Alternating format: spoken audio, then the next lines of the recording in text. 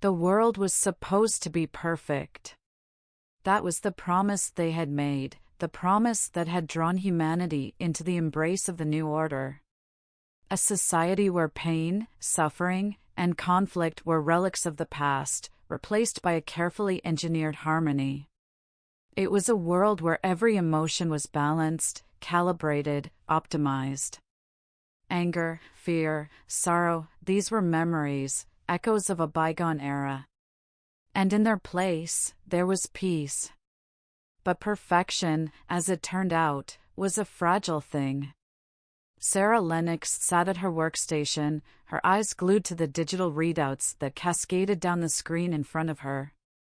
She was one of the architects of this new world, a brilliant mind in the Department of Emotional Engineering. Her job was to ensure that the emotional algorithms, the heart of the system, functioned flawlessly. And for years, they had. Until now.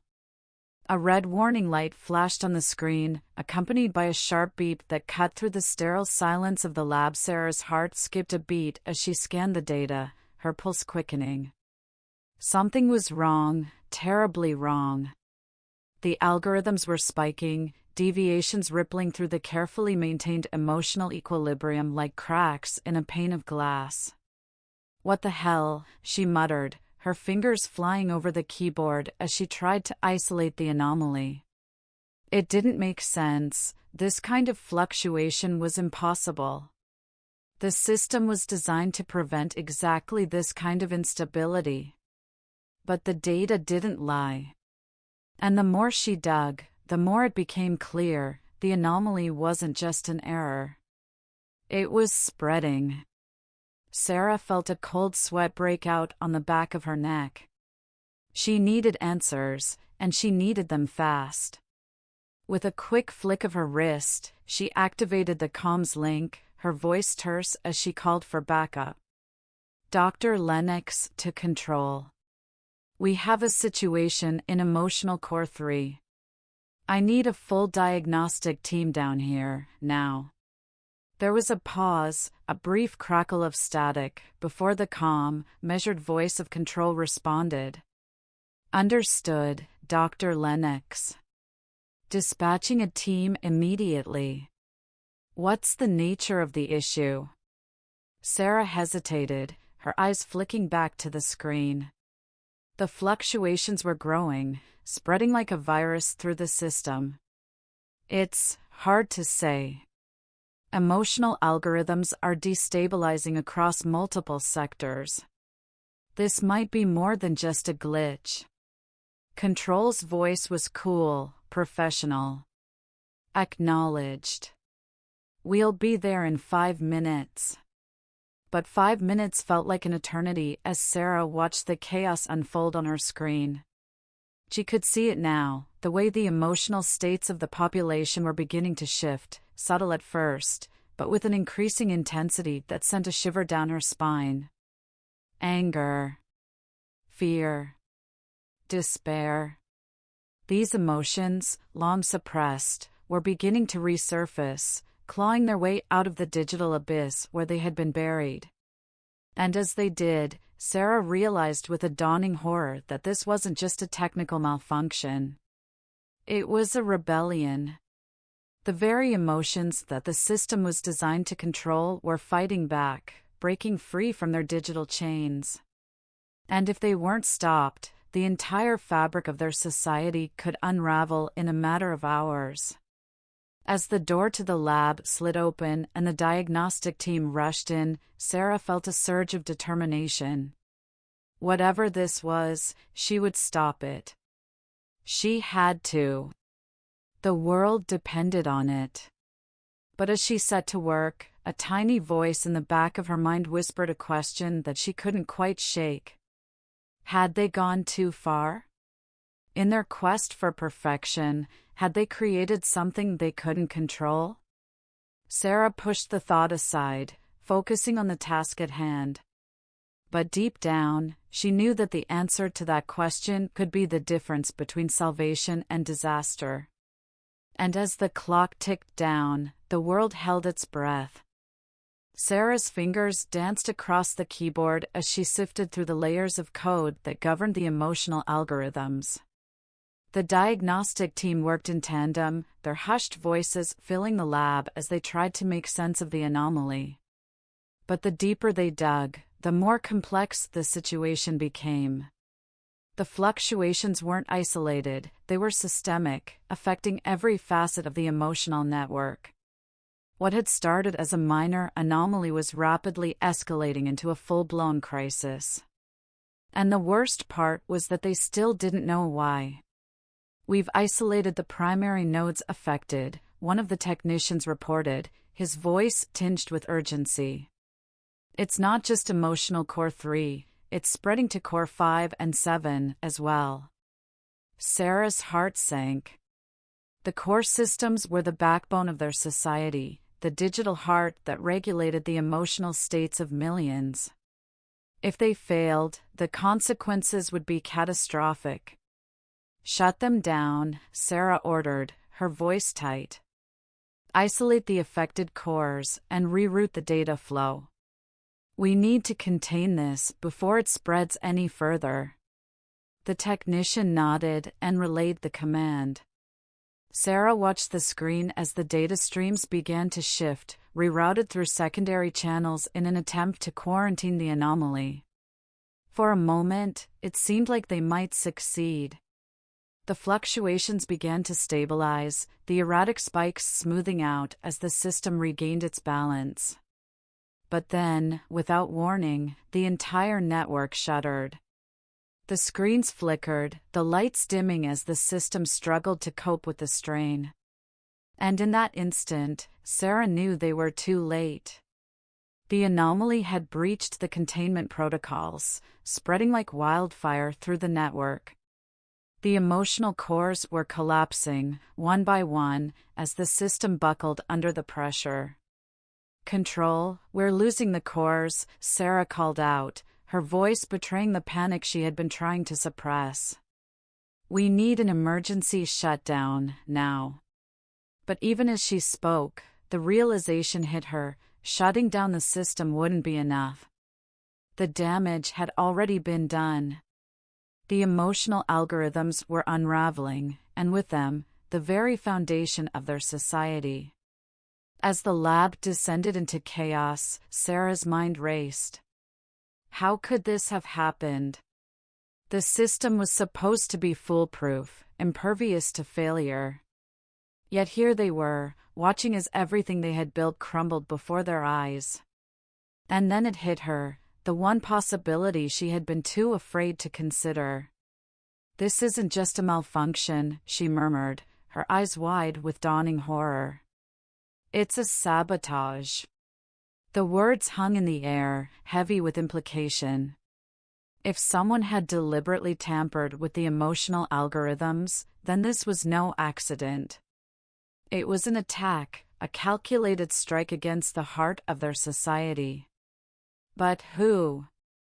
And why? As the room buzzed with frantic activity, Sarah forced herself to think. Whoever was behind this had a plan, a goal. And if she didn't figure it out soon, the entire world would be plunged into chaos. She turned to the nearest technician, her voice sharp. "I need a full audit of the system logs, every access point, every change made in the last 48 hours. We're looking for anything out of the ordinary." The technician nodded and hurried to comply. As Sarah waited, her mind whirled with possibilities. There had to be a clue, something that would lead her to the source of the sabotage. And then, as she scanned the data on her screen, she saw it, a single line of code, buried deep within the system, that shouldn't have been there. A line of code that had been added just hours before the anomaly began. Sarah's heart raced as she traced the code back to its origin. And when she saw the name attached to it, her blood ran cold. It was someone she knew. Sarah stared at the name on her screen, her mind reeling. It was impossible, unthinkable. But there it was, in black and white, undeniable. The person responsible for the sabotage was none other than Dr. Elias Voss, one of the founding architects of the Emotional Engineering Project. A mentor, a colleague, and someone she had trusted implicitly. How could he? Sarah whispered, her voice barely audible over the hum of the lab. She felt a surge of disbelief, followed swiftly by a wave of anger. Voss had been with the project from the beginning, one of the key figures who had helped build the very system he had now sabotaged. Why would he do this? But there was no time for questions, no time for doubt. The system was failing, and they needed to act fast. Sarah quickly pulled up the access logs, searching for any sign of Voss's recent activity. If she could track his movements, maybe she could find out what he was planning, and stop him before it was too late. The logs revealed a flurry of activity in the hours leading up to the anomaly. Voss had accessed multiple core systems, making subtle, almost imperceptible changes to the emotional algorithms. It was a masterstroke of sabotage, so precise, so calculated, that it had gone unnoticed until it was too late. Sarah's hands trembled as she traced the changes. Voss had woven his modifications into the very fabric of the system, creating a cascading effect that would destabilize the entire network. And the worst part? It was all set to trigger at a specific time, a time that was fast approaching. He set a timer, Sarah realized, her voice filled with dread. The system's going to crash completely in less than an hour. The technician beside her looked up, alarmed. Can we stop it? Sarah shook her head, her mind racing. We can try, but the damage is already done. If we shut down the system, we might be able to delay the collapse, but it won't stop it. We need to find Voss, he's the only one who knows how to reverse this. But where was he? The logs showed that Voss had last accessed the system from a remote terminal, but there was no indication of his current location. He had covered his tracks well. Sarah felt a surge of frustration. She was running out of time, and every second counted. But as she scanned the logs again, something caught her eye, a faint signal, barely detectable, coming from a secure location deep within the department's headquarters.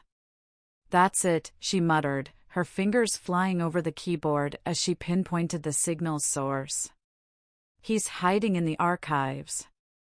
The archives were a restricted area, housing decades of research, data, and classified information. It was the last place anyone would think to look, which made it the perfect hiding spot. Sarah turned to the technician. Alert security. I'm going to the archives. The technician nodded, his expression grim. Be careful, Dr. Lennox. Sarah didn't waste any time. She grabbed her ID card and sprinted down the corridor, her mind racing with questions. Why had Voss done this? What was he trying to achieve? And most importantly, could she stop him before it was too late? The corridors of the department were eerily quiet as Sarah made her way to the archives. The usual hum of activity had been replaced by a tense, almost oppressive silence, broken only by the distant echoes of alarms as the system continued its descent into chaos. When she reached the entrance to the archives, Sarah hesitated, her hand hovering over the scanner. What would she find inside? Would Voss even be there? Or was this just another diversion, another way to throw her off his trail? But there was no turning back now. Sarah swiped her card, and the heavy doors slid open with a soft hiss. The archives loomed before her, a labyrinth of shelves and data terminals, stretching into the darkness. She stepped inside, her footsteps echoing in the vast, empty space. The air was thick with the scent of old paper and electronics, a stark contrast to the sterile, controlled environment of the rest of the department. "Voss," Sarah called out, her voice cutting through the silence. "I know you're here. Show yourself." For a moment, there was no response, just the oppressive stillness of the archives. But then, from the shadows, a figure emerged, tall, composed, with an air of calm that sent a chill down Sarah's spine. "Dr. Lennox," Voss said, his voice smooth and unhurried. "I was wondering when you would find me." Sarah's eyes narrowed, her anger flaring. "Why, Voss? Why would you do this?"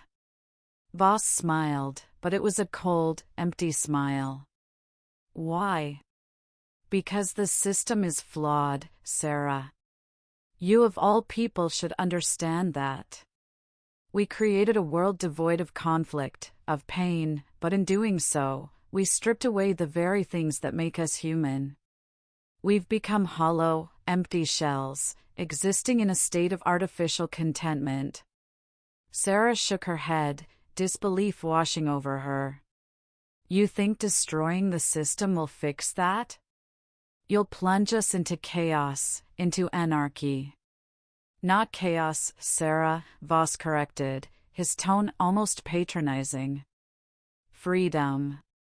People need to feel, to experience the full spectrum of emotions, even the painful ones. It's the only way we can truly live." Sarah's mind raced as she tried to process his words. Was he right? Had they gone too far in their pursuit of perfection? But even as the doubts crept in, she knew one thing for certain: whatever his intentions, Voss had crossed a line. And she couldn't let him go any further. "Stop this, Voss," Sarah demanded, her voice hardening. "Reverse the changes, and we can find another way. Together." Voss studied her for a moment, his expression unreadable. Then he shook his head. "It's too late, Sarah. The system is already unraveling, and soon, there will be no going back." Sarah felt a surge of desperation. She couldn't let it end like this. Not when so much was at stake. But before she could react, Voss turned and disappeared into the shadows, leaving her standing alone in the vast, echoing darkness of the archives. Sarah stood frozen in the archives, Voss's words echoing in her mind. The system was unraveling, and with it, the carefully engineered peace they had worked so hard to maintain. But she couldn't let herself be paralyzed by doubt. There was still time, however slim, to stop this before it spiraled out of control. She hurried back to the lab, her mind racing. If Voss was right, and the system was beyond saving, she needed to think of an alternative, some way to prevent the complete collapse of society. But what could she do? The emotional algorithms were at the core of everything. Without them, chaos would reign. When she returned to the lab, the situation had only worsened. The red warning lights were flashing more urgently now, and the screens were filled with reports of escalating unrest across the city. People were panicking, their emotions swinging wildly as the stability they had taken for granted began to crumble. "Dr. Lennox, we've lost Core 7, one of the technicians reported, his voice tinged with panic. "The entire sector is offline." Sarah felt a wave of despair. Core 7 was one of the most critical systems, responsible for regulating the emotional state of a vast portion of the population.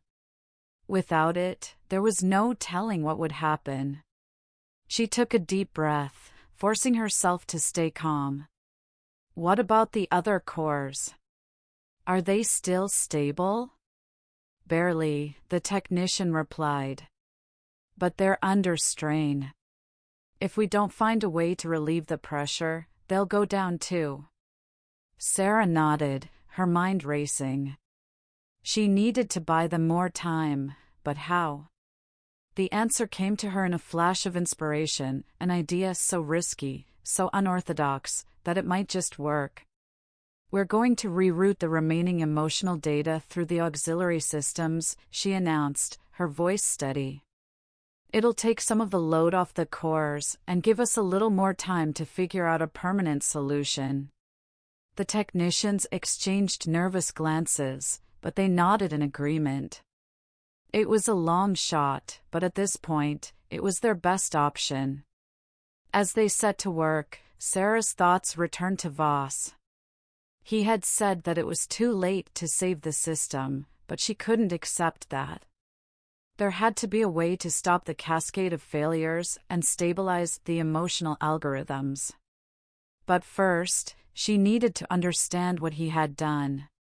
She pulled up the logs of Voss's activities again, this time focusing on the specific changes he had made to the system.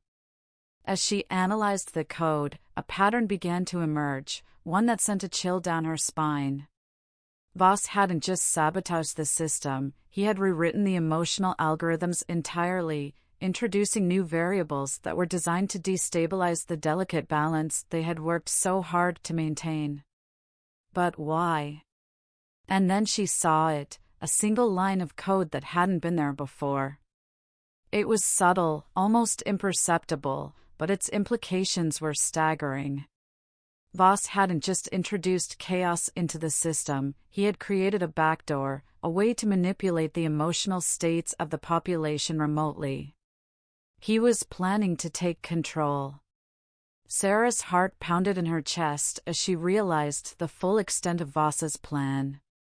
He didn't want to destroy the system, he wanted to use it to reshape society according to his own vision, to make people feel what he wanted them to feel. She had to stop him. "Voss has created a backdoor into the system," Sarah said urgently, turning to the lead technician. "We need to find it and shut it down, or he'll have complete control over the emotional algorithms." The technician's eyes widened in shock, but he didn't hesitate. "I'll start scanning for it now." As the team worked frantically to locate the backdoor, Sarah felt a growing sense of dread. If they couldn't find it in time, Voss would be able to manipulate the emotions of millions, turning them into puppets for his own agenda. And as the seconds ticked by, she knew they were running out of time. Finally, after what felt like an eternity, the technician spoke. "I've found it. The backdoor is linked to a secure terminal in the archives, the same terminal Voss used to access the system." Sarah's heart sank. She had been so close, but now Voss had a head start, and they were running out of time. "Lock it down," she ordered, her voice firm. "We can't let him take control." The technician's fingers flew over the keyboard as he tried to isolate the terminal, but then he froze, his face paling. "He's already activated it," he whispered. "We're too late." Sarah's blood ran cold. They had failed. Voss had already gained control, and now there was nothing they could do to stop him. But as the full weight of the situation hit her, Sarah's mind snapped into focus. She had one last chance, a desperate gamble that might just be enough to stop Voss. She turned to the technician. "We're going to overwrite the emotional algorithms," she said, her voice steely with determination. "Wipe this system clean and reboot it from scratch. It's risky, but it's the only way to lock him out." The technician hesitated for a split second, then nodded. "Understood. But once we start, there's no going back. If the reboot fails—" "I know," Sarah interrupted. "But it's a risk we have to take." The team sprang into action, initiating the wipe. The lab was filled with tense silence as they waited, watching the screens for any sign of success or failure. And then, just as the tension reached its peak, the screens flickered, the lights dimming as the system rebooted. Sarah held her breath, her heart pounding in her chest. Had they done it? Had they managed to lock Voss out? The seconds stretched into what felt like an eternity, but then the screens came back to life, displaying the familiar, steady flow of data. The emotional algorithms were online, functioning normally. Sarah let out a breath she hadn't realized she was holding. They had done it. They had stopped Voss, at least for now. But as the relief washed over her, she couldn't shake the feeling that this was far from over. Voss had been willing to go to extreme lengths to achieve his goals, and she had no doubt that he would try again. But for now, they had bought themselves some time.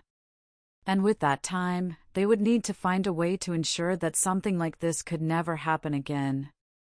As Sarah looked around the lab, she saw the same determination mirrored in the faces of her team. They had faced the brink of disaster and come out the other side. But the fight wasn't over.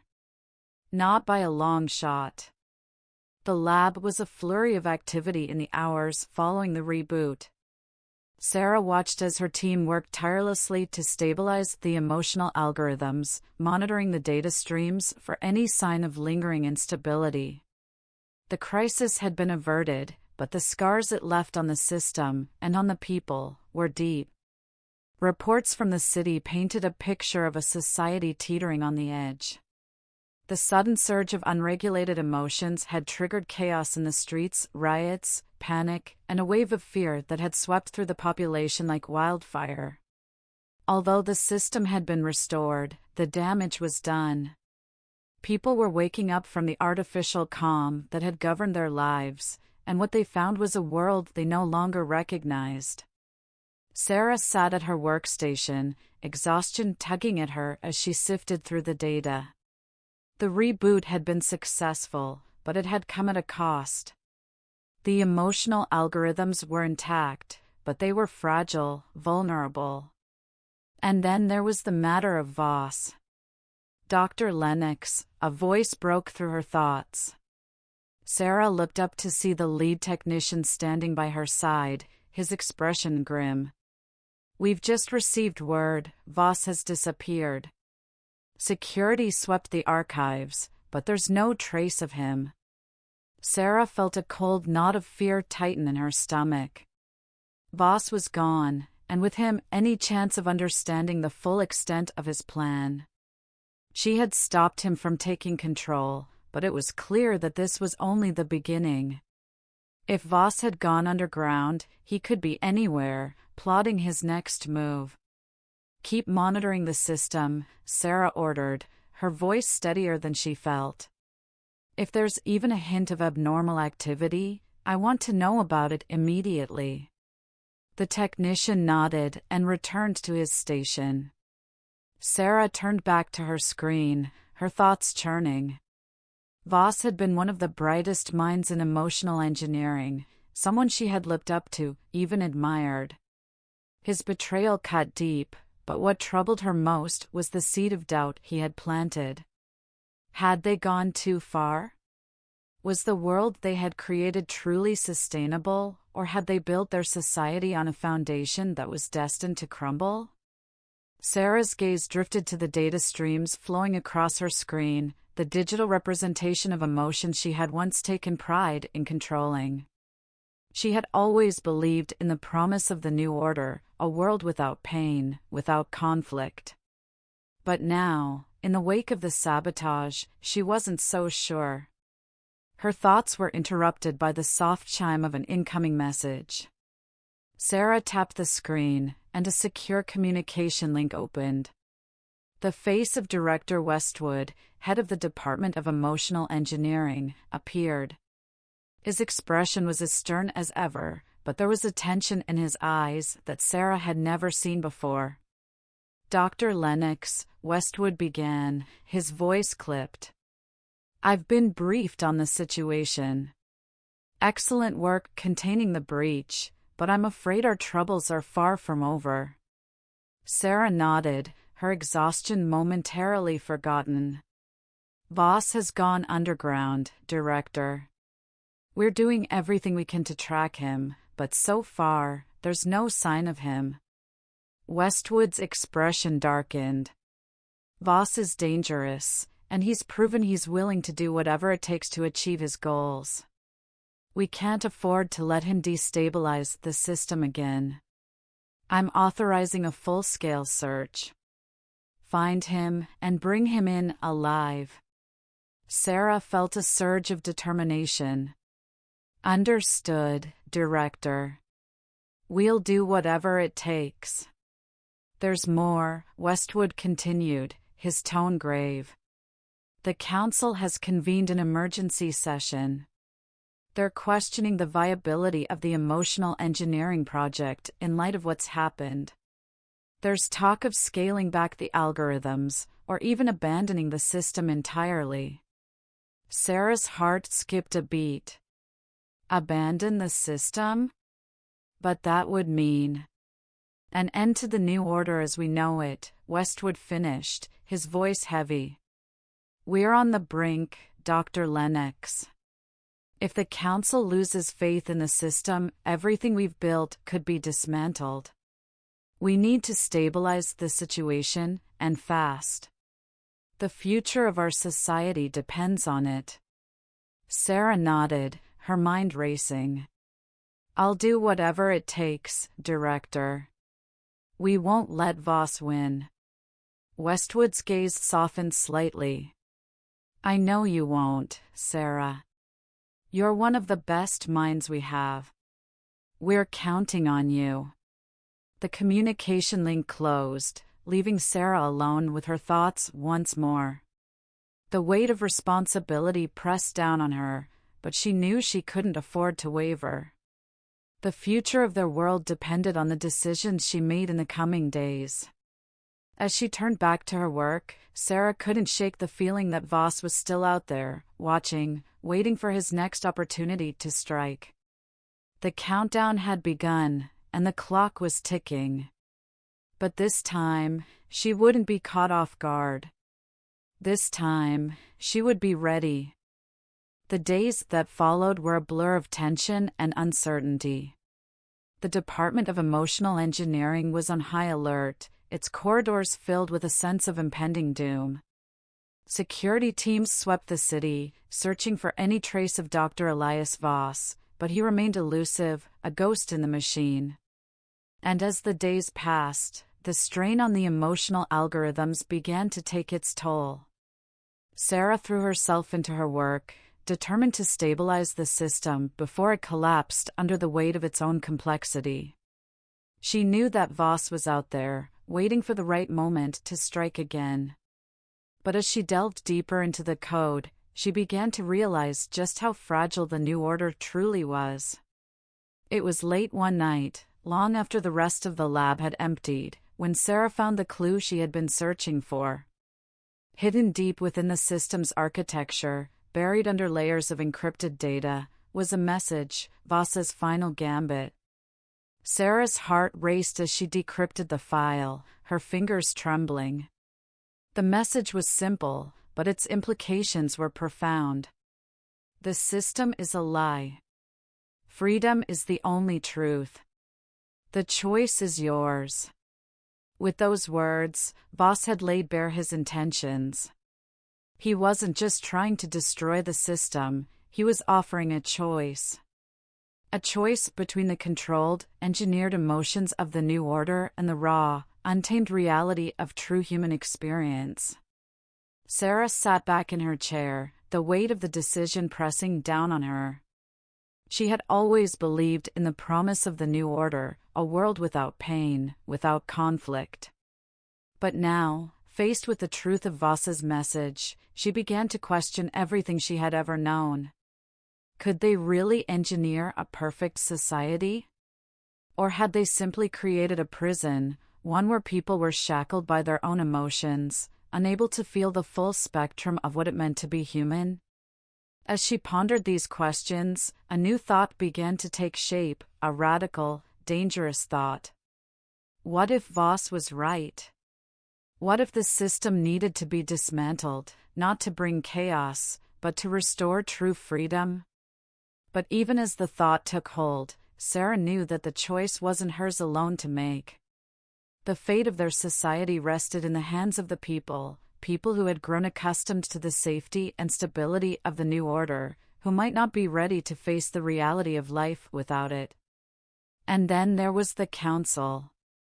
If they discovered that she was even considering Voss's proposal, she would be branded a traitor, just like him. But if she didn't act, the system would continue to unravel, and the choice would be made for them. Sarah knew she had to decide, and she had to do it quickly. The following morning, Sarah requested an emergency meeting with Director Westwood. As she entered his office, she could see the weariness in his eyes, the strain of the past few days etched into his features. "Dr. Lennox," Westwood greeted her, his tone guarded. "What's this about?" Sarah took a deep breath, steeling herself. "I've found something, Director. A message from Voss. He's offering a choice, a way to dismantle the system and restore true emotional freedom." Westwood's expression darkened. "And you're considering it?" "I think we have to," Sarah replied, her voice firm. "The system is failing, and the more we try to fix it, the more it resists. Maybe Voss is right. Maybe we've gone too far in trying to control everything. People need to feel, to experience life in all its complexity. If we keep going down this path, we'll lose everything that makes us human." Westwood stared at her for a long moment, his eyes narrowing. "You're talking about dismantling the entire new order. Do you have any idea what that would mean? The chaos, the suffering?" "I do," Sarah said quietly. "But I also know that what we're doing isn't sustainable. We're trying to hold on to something that was never meant to last. The cracks are already showing, and if we don't make a change now, the collapse will be inevitable." Westwood leaned back in his chair, his gaze piercing. "And what exactly are you proposing?" Sarah hesitated, knowing that what she was about to suggest could change the course of their society forever. "We give the people the choice. We tell them the truth about the system, about what we've done, and we let them decide. If they choose to dismantle it, we help them transition to a new way of life. If they choose to keep it, we work to fix the flaws. But either way, the decision has to be theirs." The silence that followed was heavy, charged with the weight of the decision they faced. Westwood's eyes searched Sarah's face, and for a moment, she thought he might dismiss her outright, might even call for her arrest. But then, to her surprise, he nodded slowly. "You're right, Sarah. We've been so focused on maintaining control that we've forgotten why we built this system in the first place. It was supposed to serve the people, not imprison them. If we want to preserve what we've built, we have to be willing to trust them." Sarah felt a surge of relief, mixed with a new sense of resolve. The path ahead would be difficult, fraught with challenges she could barely imagine. But for the first time in days, she felt a glimmer of hope. Together, they crafted a plan to reveal the truth to the people, to offer them the choice that Voss had presented. It was a risky move, one that could lead to the collapse of everything they had worked for. But it was also a chance to build something new, something better. In the days that followed, the message was broadcast across the city. The truth of the new order, the engineered emotions, the choices that lay ahead, it was all laid bare for the people to see. And as the message spread, so did the debate, the uncertainty, the fear. But alongside the fear, there was something else, hope. Hope that they could forge a new path, one that embraced the full spectrum of human experience, with all its joys and sorrows. As the countdown to the final decision began, Sarah stood on the roof of the department building, looking out over the city she had helped shape. The future was uncertain, the outcome far from guaranteed. But for the first time in her life, she felt truly alive. And as the sun set on the new order, she knew that whatever came next, they would face it together.